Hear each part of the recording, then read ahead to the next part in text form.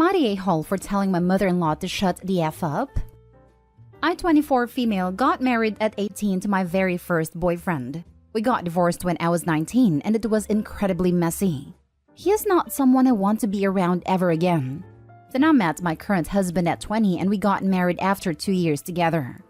Everything is going wonderfully and we are expecting our first baby in late August/early September. My husband knows about my divorce and never told his family.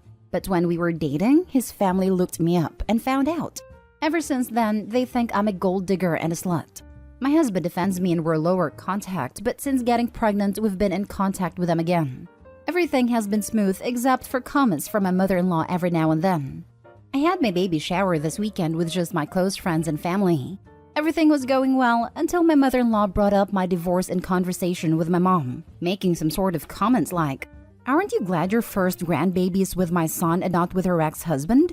My mother politely laughed and brushed it off until my mother-in-law called me over and out of the blue asked, "So tell me the truth between us ladies. Is that really my son's baby? Or are you just saying it so he'll support you?" We all know how you were in the past. Everyone stared at me in disbelief. There was only 6 people there total. I looked at my mother-in-law and told her to shut the heck up and get out of my house. She told me she was just looking out for her grandbaby and I told her she didn't have one and she wasn't welcome in our lives. She left, and my sister-in-law started berating me, calling me a witch, and saying my mother-in-law had every right to question me. And I told her, if anything, I was the opposite of a cheap woman because I have only been in committed relationships. I feel like I'm going crazy. I don't understand why she said that, and I also feel like I let my pregnancy hormones get the better of me. Am I the a-hole? Now for the top comments. Not the a-hole, but I sure hope your husband is telling off both mother-in-law and sister-in-law. He is 100% on my side. Always has been. That's really good news, because I foresee a couple of decades of no contact in your future if you don't want these people polluting y'all's child. The audacity of that woman. I know my mother-in-law thought the same thing about me for a few years, and for basically the same reason. Married high school boyfriend and divorced after a year and a half with no kids. But she was decent enough to never tell me to my face. I wouldn't have known if my husband hadn't joked to me about it years later. Not the a-hole, and bizarre. How is a divorced woman automatically cheap? Is this a Jane Austen novel? She's very old school German, so maybe that's a thing in their culture. I have no idea. I actually know a decent number of German people or first-generation German American. None of them are like this. Well, there goes my only defense for her. Not the a-hole. You and your husband need to get in front of this immediately, together, and lay down the law. I'd seriously go no contact with people as ugly as this. That sort of poison has no place around your child, because have no doubt the snide comments won't stop around your child's innocent ears. Let your husband tell her the good news. He can deal with her. Next story. Am I the a-hole for not correcting my kids who told my ex's wife she's not their mother? I have 2 sons ages 10 and 12 with my ex. We broke up over a number of issues, one of which was Emily, a woman he had worked with for years. The 2 of them grew very close, and she was always telling me how my ex deserved better than me, that I was trying to steal his family away from him. A few times she even pretended to be his wife during work functions and my ex would laugh them off. As well as that he was really bad with money and other stuff. After we separated, he made things official with Emily, which came as no surprise to me. Emily was even more openly hostile when she realized my ex's family still liked me and would still include me. Not to mention when she realized my boys weren't super happy that she was their dad's new girlfriend. Emily actually called ex's mom a C-word for saying I was the best mom when they were all having a family dinner. My ex got a firm warning from the judge about using Emily to do exchanges of our boys and to deal with custody issues. This was after her confronting me a number of times during exchanges, in front of my children, and of her showing not just hostility but saying things that could be taken as alienation of a parent. He continued to allow this, and ex was fined for breaching the judge's orders. He was told if it happened again, custody would be modified. Recently, there has been an increase in the anger towards me. Emily's unable to have children, and she wanted the boys to consider her a mom. They asked me for help, and I said nope. That Emily was not the mother of my children, and I wasn't going to encourage them to consider her one after the years of verbal mistreatment from her.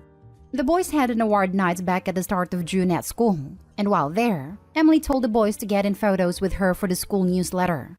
They said no. She told them she wasn't asking. They said she wasn't their mom, so she couldn't say that. My ex scolded the boys, but I said nothing. Ex and Emily said I should have backed them up and not allowed disrespect. I told them I did not find what they said disrespectful. They have claimed I am an awful parent and I should not let my kids get away with that, and that I am teaching them to disrespect women, etc. So now I am here to find out. Am I the a-hole? Not the a-hole. They stated facts. Also hilarious that they are compliant about not showing disrespect. Does this behavior qualify going back to get the custody modified in your favor? Because honestly, your boy's mental health is going to be continuously harmed by those two a-holes. This does not qualify going back. There was no big meltdown and cussing me out, so the judge wouldn't care. I know that it varies area to area, but what is the age at which the kids can choose whether or not they want to go to their dads? I have a feeling once that age hits, that is a choice they will make. Our court system says 16, 14 in the cases of long-distance parenting. Not the a-hole. Weird how it's disrespecting women when your kids don't want to do something, but it's not disrespecting women when Emily's openly hostile to you. I guess it's different when they do it. They said no. She told them she wasn't asking. I would document that and the entire exchange and bring it to the attention of the courts. Emily sounds terrifying. Not stay home. Do everything you can to keep this woman away from your children. It was documented, but this is not an event the courts will care at all about. Her showing not just hostility, but saying things that could be taken as alienation of a parent. He continued to allow this, and X was fined for breaching the judge's orders. He was told if it happened again, custody would be modified.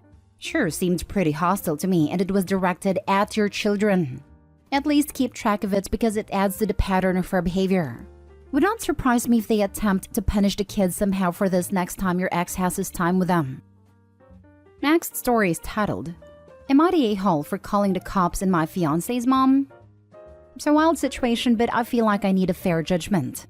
So I'm 27 male, have been dating a Regan, 27 female for 2 years, and have been engaged the past 6 months. When we first started dating, I realized that Regan didn't have the closest relationship with her parents, especially her mom. But all her siblings seemed to get along. I didn't really find out why until later. So, Regan's parents are part of the lifestyle, aka swingers. Growing up, this was really rough on Regan. Everybody in her small town knew and people made fun of her relentlessly. She hated it, but at the same time they were her parents. Well, when Regan was a senior, her mom's videos were posted onto a website. Boys in her grade found them, made her life hell. So she immediately went to a college far away, where we first met, and she really hasn't had a relationship with them. We live like 30 minutes from them and see them only at Christmas. Her parents are always reaching out to her, however. And so I've seen as the guy isolating Regan from the family. I come from a traditional family, church on Sunday types. Regan fell in love with this and really attached herself to my mom. They have gotten super close. Regan always talks about her liking my normal parents. So Regan decided to not invite her mom and dad to the wedding. She said she's embarrassed of them and doesn't want people knowing who her mom is. She even asked my dad to walk her down the aisle. Her siblings got angry with us and she decided to cut them off as well and not invite them, which caused Regan's mom to explode. She's called us so many times the last few months and tried showing up at our place. I've had to tell her to leave every single time as Regan didn't want to, which is leading to the image of me isolating Regan. So this weekend, Regan was at a bachelorette party. I was home alone. I hear someone at my door. I see it was Regan's mom and she looked emotional. I spoke through the doorbell and told her Regan wasn't home and that she needed to leave. She kept knocking and saying, I know she's in there, I just want to talk. I said she wasn't home and that she needed to leave. Well, she walked to her car parked on the driveway and made a phone call. At this point, my neighbor texted me and asked if everything was okay as he heard yelling. Regan's mom came back to the door and kept pounding on it, saying she wanted to talk to her daughter. I told her she had 1 minute to leave the property. She didn't, so I called the cops. She was arrested for trespassing. Regan came back and I told her what happened. She was upset at me, but then understood once I showed her my neighbor's text and doorbell footage. Regan's siblings are angry, however, and so is her dad. I can't help but feel like I did go too far. Am I the a-hole?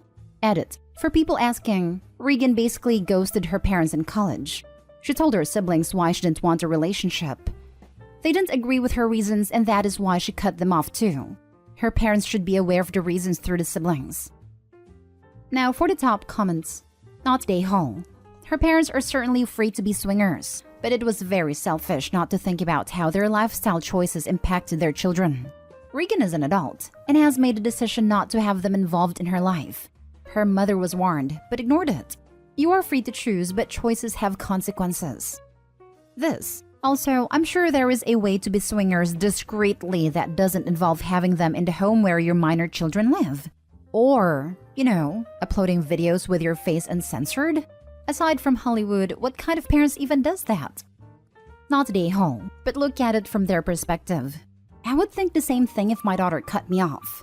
Regan needs to explain her feelings clearly to them as to why they aren't welcome in her life. Regan also likely needs therapy.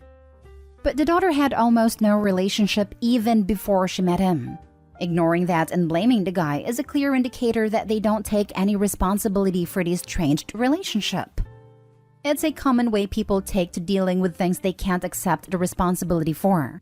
I can't be wrong. There's no way my darling Regan is doing this herself. It must be that awful boyfriend of hers.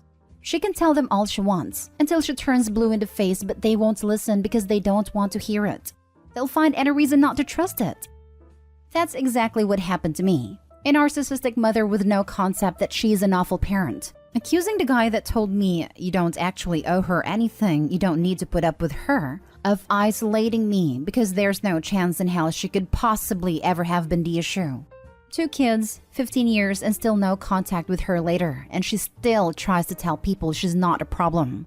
My sister has moved away from her since and doesn't let her kid around her either. Not Day Hall. Jesus, your girlfriend has every right to not want to be around her parents. I can't even imagine how awkward and uncomfortable she felt when she was around them. And you have every right to call the cops on her mom. She was trespassing, apparently causing a scene, was warned that the police would be coming, and she still stuck around until the police showed up. Now for the last story. Am I the a-hole for renovating my house against my parents' wishes? About 6 months ago, I, 27 female, bought my childhood home for my parents. They both were having trouble getting up the stairs and felt they needed to downsize. They wanted to keep the house in the family since they had bought the house from my mother's grandparents. They were going to originally sell to my younger sister since she's the only one that plans to have kids and it is a big house, but she was not in the place to buy it at a time. My parents have spent a lot of money over the years fixing the house to their tastes, and the house is very beautiful. But me and my mother's tastes are very different. Plus, because my father took so long doing each part of the house himself, there are certain parts of the house that look more outdated than the rest. So I've been making plans to renovate most of the rooms. The only part of the house that is remaining the same as it is now is the master bedroom. While I had my parents and sister over for dinner last weekend, I told them about what I'd be changing. They all lost it on me, saying that I was destroying the memories we've made in the house. I disagree, since I have the right to make the house my own, and by their logic, they shouldn't have changed anything after they bought it from my mother's grandparents. They settled down after that, but a couple days ago I found out that my father had called my contractor and tried to fire him, stating that he was the actual owner of the house. When I called my father about it, he told me he would have never sold to me had I mentioned that I would be changing anything. I've since had to go no contact with most of my family because they won't stop calling to yell at me. Not the a-hole. It's your house. It's that simple. Yep, Adobe already gave them the perfect situation as an example. By their logic, they all should still be living in the house as it was when it was designed and built by Opie's great-grandparents. So like what, in the 1940s? As it sounds like Opie's dad had been remodeling the house for the past 30 years, the dad has zero room to be as butthurt as he is. And Opie, any stranger who had bought the house if you or your sister hadn't, would have undoubtedly renovated and remodeled. So many sellers don't understand it's not their house anymore. I can top this. When we bought our present home, I made good friends with a neighbor who was good friends with the former owner's best friend. The previous owners had totally decked out their son's room into something out of a magazine, painting a certain character and their friends on the walls with a matching wallpaper border. We are talking 4 to 6 feet tall characters, full color on all of the walls. Our son wanted something calmer and plain walls. At an MLM get-together that my friend dragged me to, the previous owner's BFF and the rest of the gang was there. The topic of me owning the house came up, and stupid me asked if they thought previous owner would like some of the wallpaper for her son's book, since I would be tearing it down. Their response, "You're redoing the baby's room?" Totally aghast that I would commit such a travesty to a work of art for a long-awaited baby. My friend tried to help, pointing out that my son was a bit too old for that particular character to be the theme of his room. I never did get invited back, but after that, I did not want to go. Not today, ho. What? They expected you to live like it's 1987, 1995, 2002, 2005, 2014, and 2020 forever? Oh my god. I can just see all the renovations in 80s bedroom and master bath. Light fixtures that scream, the colors clashing. It hurts. I once toured a house that hadn't been updated in years. It was in perfect condition, but rooms unchanged since the 1980s or even earlier. One of the bedrooms had 1950s kids cowboy wallpaper like Sheriff Woody from Toy Story. I did not buy the house.